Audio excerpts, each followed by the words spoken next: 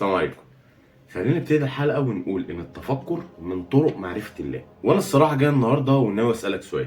عندك مانع إنك تركب معايا وتسافر بره حدود العالم بتاعنا؟ هاخدك معايا في رحلة غريبة ومثيرة هتغير نظرتك للكون بتاعنا، وتروح معايا في عالم موازي مش شبه العالم بتاعنا، علشان مستنيين هناك كل الفلاسفة والعلماء علشان يجاوبونا على مجموعة أسئلة في مناقشة علمية فلسفية هتوديك في حتة تانية خالص.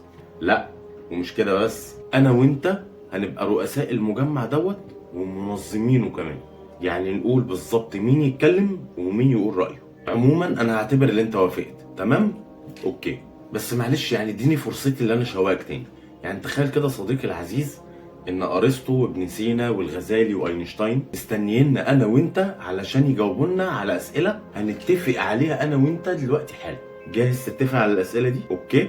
هل الكون اللي احنا بنعيش فيه وبنتنفس هواه وبنعيش على ارضه وبنشوف نجومه هو كده على حالته ديت منذ الازل، ولا ليه بدايه؟ ولو ليه بدايه مين اللي بداها؟ اهو الله ام شيء اخر؟ بس على ما نوصل ما تنساش اللايك والشير وفعل زر الجرس علشان يجيلك كل جديد، واشترك لو لسه بتفكر. ويلا بقى يا معلم عشان وصلنا. بما اننا انا وانت رؤساء المجمع ده، فلازم نحدد القواعد اللي هيتم بيها المناقشه دي. فهي مناقشه مهمه وصعبه هتحتاج لقواعد صارمه.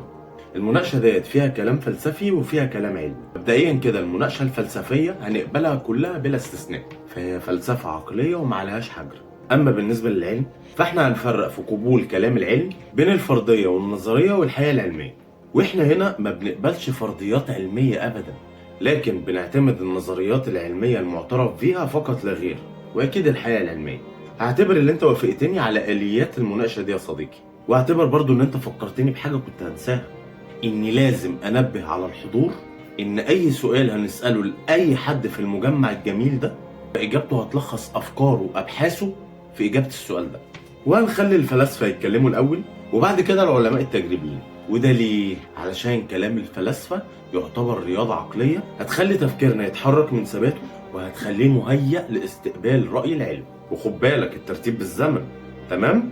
يعني أول واحد هيتكلم هو أول واحد قال رأيه في المسألة دي، وبعد كده حسب الزمن بالترتيب تاني واحد زمنيا هيطلع يقول رأيه وهكذا. أعتقد إن إحنا كده حددنا القواعد أنا وإنت. جاهز نبتدي؟ يلا. شاورنا لأرسطو فقام وقال ان الكون اللي احنا عايشين فيه مش هو اللي ازلي، ده كلام مش مظبوط، لكن الماده اللي اتصنع منها الكون هي اللي ازليه. الماده ديت انا سميتها في كتابي الهيولا. الهيولا ديت طالما كانت موجوده منذ الازل، والله برضو موجود منذ الازل، لكن الهيولا ديت فيها خاصيه مهمه جدا، وهي خاصيه عشق الله. العشق ده هو اللي خلاها تتحرك تلقائيا من نفسها علشان تصنع الكون دوت وحدها بدون اي تدخل من الله، وكل اللي كان على الله انه بس يثير حبها ليه. وده يبقى اخر كلام ارسطو في الموضوع ده. شاورنا انا وانت للطبيب الفيلسوف ابن سينا فقال هو فعلا الكون شيء موجود مع الله منذ الازل، زي ما النور موجود مع الشمس والحراره موجوده مع النار. وده ليه؟ علشان لما نقول ان الله خالق فده يعني ان الخلق صفه موجوده فيه منذ الازل. فلو سلمنا بعد كده ان هو خلق الكون في وقت معين كما يتصور معظم الناس هنقع في مشكله. طيب خلونا نفكر في الله قبل ما يخلق الكون. هو احنا ينفع ان احنا نسميه خالق وقتها؟ فاكيد لا، لانه لم يخلق الكون بعد، فازاي مش هنسميه خالقا في ذلك الزمن والمفترض ان الخلق صفه ازليه فيه؟ اذا فالمخرج من المعضله دي اننا نؤمن ان الكون ازلي مع الله لكن الله خالق. فازاي يكون ده؟ ببساطه كلمه خلق هنا لا تعني الخلق بالمفهوم التقليدي، لكن هي تعني ان الكون صادر من الله منذ الازل، بالظبط زي ما بنقول ان الشمس خلقت نور او النار خلقت حراره. ودي كانت نهايه حديثه في هذه المساله. شاورنا للشيخ ابو حامد الغزالي، وده من اهم علماء ومفكري المسلمين في العهد ده، وقال ان ابن سينا نسي صفه مهمه جدا لله، لو افتكرها كانت اتحلت معضلته. هو ثبت عن الله صفه الخلق لكنه نسي صفه الاراده. اكيد الله هو خالق منذ الازل، لكن هو برضه ليه اراده منذ الازل. الاراده ديت هي اللي خلته يخلق الكون في زمن معين اراد ان هو يخلقه فيه، وبكده يبقى القضيه اتحلت.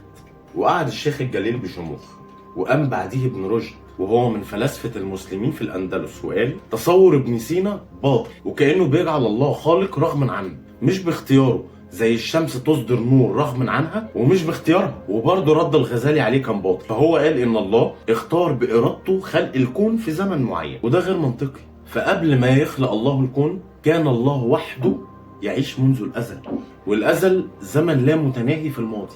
ولو قسمت الزمن اللامتناهي قبل خلق الكون إلى أزمان، فهتلاقي إن كل الأزمان دي متماثلة، مفيش فرق ما بين زمن منهم وزمن، ومفيش ميزة في زمن منهم عن زمن، كلها أزمان متماثلة في سيل الزمن اللامتناهي. فالسؤال هنا، لماذا اختارت إرادة الله الأزلية إنها تخلق الكون في زمن معين منهم دون الآخر؟ ما الذي رجح للرب إن هو يخلق الكون في هذا الزمن بدلا عن الزمن التاني المماثل ليه تمام؟ هل مرجح هذا الاختيار هو سبب خارجي؟ وده علشان لا شيء يؤثر على الله ولا على اختياراته. ساعتها انا وانت بصينا له باستغراب وقلنا له طيب يا سيدنا، انت ابطلت كلام ده وكلام ده وفي الاخر برضه ما قلتلناش رايك.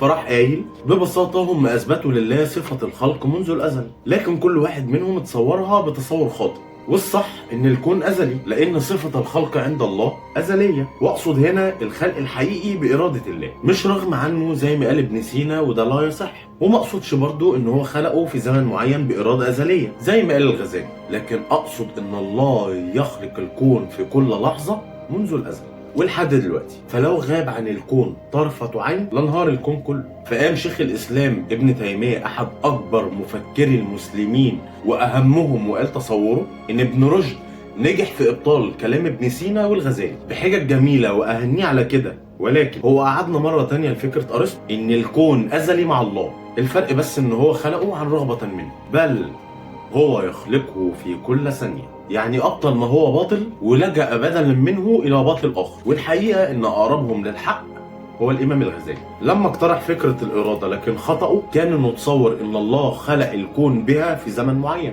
وده باطل، وكان سهل على ابن رشد إن هو يبطله، لأن الأوقات قبل خلق الكون كلها كانت متماثلة ومفيش ترجيح لزمن عن زمن. فناقشناه وقلنا له طيب قول لنا يا سيدنا عن ما تراه حلا لهذه المعضلة. فقال إن الحل بسيط، الله خالق منذ الازل وده اكيد، لكن مفيش حاجه اسمها الكون موجود منذ الازل. فبصنا له باستغراب كده، طب ساعتها يا سيدنا هنقول ايه على الله قبل ما يخلق الكون؟ فرد علينا وقال لنا مين قالك ان الكون هو اول مخلوق؟ ولا اثبت في قرآن ولا في حديث، لكن اثبت ان الكون واحد من مخلوقات الله، وكان قبله اشياء تانية زي القلم والعرش.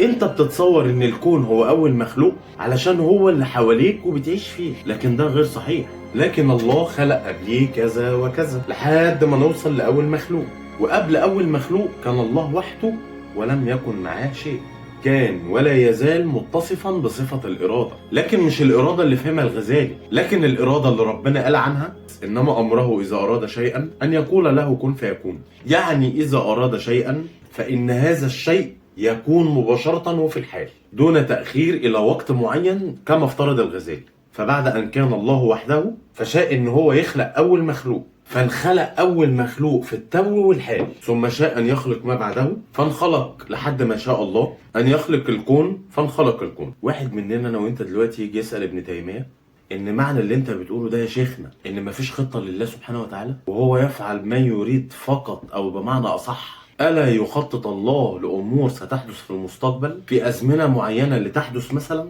فيرد علينا ابن تيمية إن أكيد هناك خطة وهي بالفعل لا تتعارض مع كن فيكون، هي بس الخطة بتهتم بالأحداث اللي هتحدث مع ترتيبها، أما إزاي هتحدث فبعضها بيكون مخلوقات يخلقها بكن فيكون مثل آدم، وبعضها بيكون تقديرات يقدرها الله زي إخراج آدم من الجنة مثلا، وكل ده مكتوب في الخطة. فواحد مننا يسأله طب مين اللي كتب الخطة؟ هل الله هو الذي كتبها؟ فيرد ابن تيمية إن أول شيء خلق الله سبحانه وتعالى هو العرش، ثم خلق بعده القلم، ثم قال للقلم اكتب ما هو كائن إلى يوم القيامة، كتب القلم كل ما هو سيكون إلى يوم القيامة، وكتب القلم الخطة كاملة، وتنفيذها بيكون بإرادة الله، أن يخلق كذا فينخلق في التو واللحظة، ثم يخلق كذا فينخلق، ثم يقدر أن يحدث كذا فيحدث، وهكذا حسب الخطة المكتوبة. سكت ابن تيمية شوية وبصلنا وقال هم بيفهموا الأزلية غلط. الأزلية الحقيقية هي ليست أزلية المخلوقات بل أزلية الأحداث، والأحداث أزلية لأن أفعال الله هي التي تحدثها، فالله يفعل كذا وكذا منذ الأزل، أفعاله أزلية لأنه أزلي. إذن كل إثباتاتهم الرياضية والغير رياضية عن الأزلية موجودة، هي إثباتات صحيحة كلها، لكن هي لا تعني أزلية المخلوقات، لكن أزلية الأحداث. أزلية الأحداث وهم كبير، ولو قلنا مين اللي خلق الإنسان هو الله، ومن خلق الله فهذا السؤال لا يصح، لأنه لا ينبغي لك إنك تبحث عن تفسير للتفسير. ولو قعدت تدور لتفسير على التفسير ثم تفسير لتفسير التفسير وهكذا إلى ما لا نهاية، فأنت مستحيل هتوصل في النهاية إلى تفسير أبدا، وبالتالي أنت مش هتلاقي تفسير للذي ليس له تفسير، وهذا هو الله. بصيت لي قلت لي إنك تعبت ومش هتقدر تكمل رأي العلماء دلوقتي لأنك تعبت من المجهود العقلي اللي أنا وأنت بذلناه. بس خد بالك إنك وعدتني إن أنت هتبقى موجود الأسبوع اللي جاي عشان تسمع رأي العلماء في المسألة دي، وكمان وعدتني ان انت عمرك ما هتقفل من غير ما تعمل لايك وشير، وانا صدقتك علشان انا وانت يا معلم بقينا عشرة. وهودعك دلوقتي علشان وصلنا. يلا سلام يا صديقي.